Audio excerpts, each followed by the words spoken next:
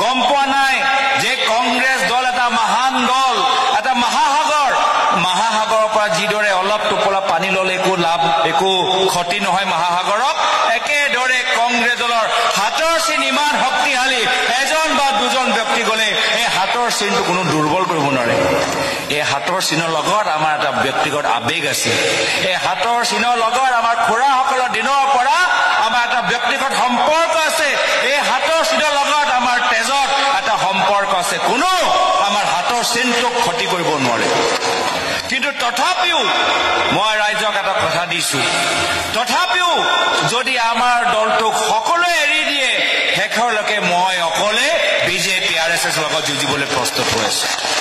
মোক দলে যি দায়িত্ব দিয়ে, আমাৰ অসমৰ ৰাইজে য'তে বিচাৰে, কংগ্ৰেছৰ মানুহ য'তে বিচাৰে, মই তাত গৈ কংগ্ৰেছ কাৰণে, অসমৰ ৰাইজৰ কাৰণে শেষৰলৈকে যুঁজিবলৈ মই প্ৰস্তুত হৈ আছো। আৰু এই চিন্তাধাৰা মাত্ৰ মোৰ অকলে নহয়, ইয়াত বহি থকা সকলোৰ একে কথা যে আমি হলো সাহসী, আমি কংগ্ৰেছ কৰ্মী, আমি শেষৰলৈকে কংগ্ৰেছ কৰি যাম। আৰু ৰাজনীতি এটা চক্ৰ, যিদৰে আন্ধাৰৰ পিছত পোহৰ আহে, ৰাতিৰ পিছত দিন আহে। এই অহংকাৰী চৰকাৰ ভাবিব নালাগে